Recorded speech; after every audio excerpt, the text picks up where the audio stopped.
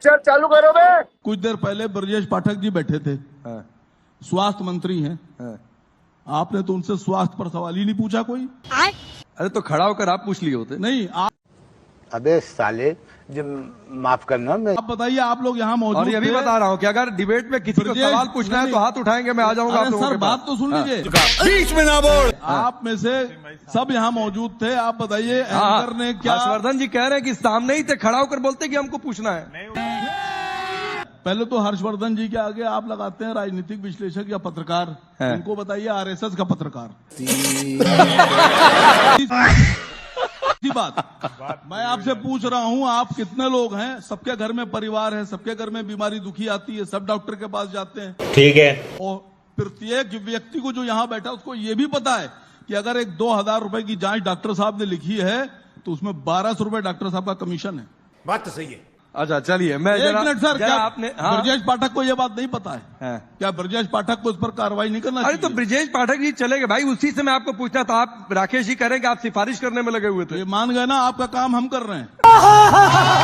अरे तो करिए सर, खड़ा होकर पूछ लिए होते। ओपन प्लेटफॉर्म है, मैंने तो यहाँ भी लोगों से कह दिया किसी को सवाल पूछना है तो इशारा करे, मैं उठ के चलाऊंगा। अरे सर, आपने किसी से कुछ नहीं कहा, आप तो पारदर्शिता है सर, ये तो ट्रांसपेरेंसी है। आपने पहले लेकिन आप राहुल गांधी को लेकर जो सवाल उठ रहे हैं कि वो 60 करोड़ का खर्चा कहां से हुआ, उस पर आप नहीं बोल रहे। आपने पहले से बता कर रखा है कि बीजेपी से सवाल ना पूछना। मैं ये कहूंगा आप लोगों को, असीम वकार जी को या तो जानकारी नहीं या झूठ बोलने की आदत है। अगर एक दिन भी मोदी सरकार में $24-25 का क्रूड बिका होगा तो मैं टीवी पर, चैनल पर आना बंद कर दूंगा। ये फंस गया। आप लोग सब खोज लीजिए, इतना झूठ बोलते हैं असीम वकार। और आपके पास समय है, आप बताइए $24-25 कभी भी होगा, बताइएगा। अभी बता था भाई। पेट्रोल पर बात हुई, फ्यूल पर, तो देश की जनता के सामने एक फैक्ट रखना जरूर चाहिए कि 2004 से 14 के बीच में जो क्रूड ऑयल है वो 217% से बढ़ा था, और तब पेट्रोल और डीजल लगभग 60 रुपए के आसपास बिक रहा था। और बात तो सही है। आदरणीय प्रधानमंत्री जी के शासनकाल में वो जो 10 साल वाला जो है, उसमें क्रूड ऑयल लगभग मुझे लगता है 67% के आसपास से सही बात है गिरा, लेकिन हमको पेट्रोल डीजल जो है वो 100 रुपए के आसपास मिल रहा था। रुको जरा। अब हर्षवर्धन जी, अब आप जाइए यहाँ से। अब देखिए जवाब मिल गया आपको। आपको नहीं सर, वो बात नहीं। बस हवा निकल गई। जो ये बोल रहे हैं ना कि हम लोग आर्टिस्ट हैं, हमें प्रोटेस्ट से दूर रखो, तो भैया ये सब चीजें ना, जो आपका सोशल मीडिया बंद कर दिया गया ना, तो आप कहीं के आर्टिस्ट नहीं रहोगे। कहाँ बेचोगे आप गाने अपने? कहाँ चलोगे आप? आज हमारा प्रोटेस्ट कवर नहीं हो रहा है, लेकिन हम सोशल मीडिया के थ्रू, इंस्टाग्राम के थ्रू, यूट्यूब के थ्रू दिखा तो रहे हैं। ये बड़ी अच्छी बात कही आप। ये गोदी मीडिया नहीं दिखा रही है, एटलीस्ट तुम्हें पता तो लग रहा है कि हमारा प्रोटेस्ट भी चल रहा है। अरे गलत नहीं बोल सकते, सही में 2 शब्द तो बोल सकते हो। नंगा करके नहला रहा है।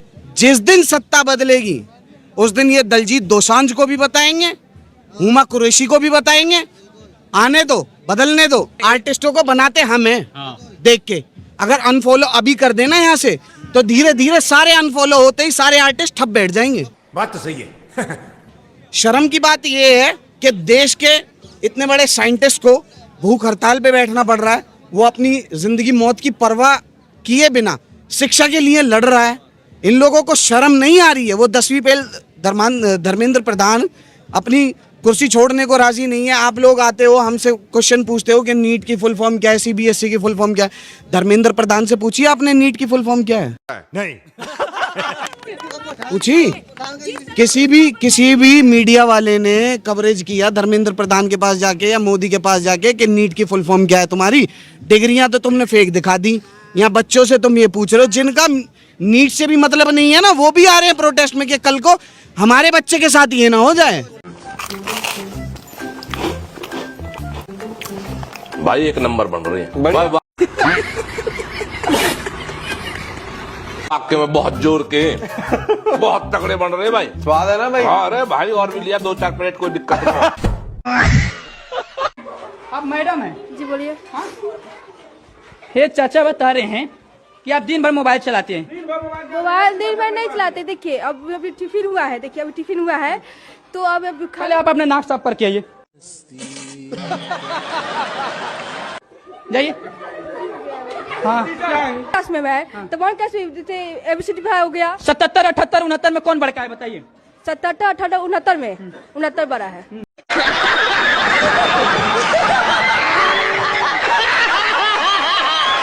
देखिए कैसा पास होकर आए हैं आप? 77, 78, 69 तब क्या हुआ? आप कैसे पास कर आए हैं ये बताइए? BPSC से। BPSC, अरे बाप रे, ताली बजाइए बजाइए बजाइए। मोदी जी खुद पढ़े लिखे हैं क्या? उन्हें परीक्षा का P नहीं आता होगा, एजुकेशन का E नहीं आता होगा और बकवास करने के लिए आ जाते हैं। क्या आपको नीट का फुल फॉर्म पता है? आपको नैशनल एलिजिबल करके कुछ फुल फॉर्म है, ठीक है, फुल लाइक अभी मैंने याद की थी बट भूल गई, वो बात अलग है। मतलब वो अलग ही लेवल का कौन सी बोर्ड से पढ़ती हैं आप? CBSE board. आपको CBSE का फुल फॉर्म पता है? अब कहाँ दर्द हो रहा है? बीच में। आप बता रहा आप बताएं। मुझे दर्द हो रहा है। बिल्कुल नहीं हो रहा। मैं प्रमाण देकर कहता हूँ, मशीन लगा ली जाए। मैं प्रमाण दे रहा हूँ। दर्द को मशीन, इधर आ जाओ, इधर बिल्कुल नहीं हो रहा। देखिए बिल्कुल कहीं भी दर्द नहीं हो रहा है। पर हो रहा है। नहीं हो रहा बेटा, हो रहा है। मुझे वॉमिटिंग फीलिंग भी हो रही है। नहीं, फीलिंग बिल्कुल वेटिंग हो रही। अगर वेटिंग फैमिली हो रही तो वहीं खड़ी थी। दर्द यहाँ बिल्कुल आपका नहीं हो रहा। हो रहा है। कैसे जाने? क्योंकि मेरा दर्द है तो नहीं, मुझे पता चल रहा है। वो बात तो सही है। बिल्कुल नहीं हो रहा। मैं प्रमाण दे रहा हूँ क्योंकि मैं लगा चुका हूँ, ये सब देख चुका हूँ। आप बिल्कुल फ्रेश है। इस बार आप लोग किसको वोट कीजिएगा? इस बार किसको वोट देना आप लोग को? हमको हमको ले मरेगा, उनको ले हम मरेगा। रुको जरा, जोगी हो चाहे मोदी हो चाहे नीतीश हो चाहे नया विधायक खड़ी हो कि न जी, हमको ले मरेगा तो हम भी पब्लिक मरेगा। दीदी पहले देगा तो हम देंगे।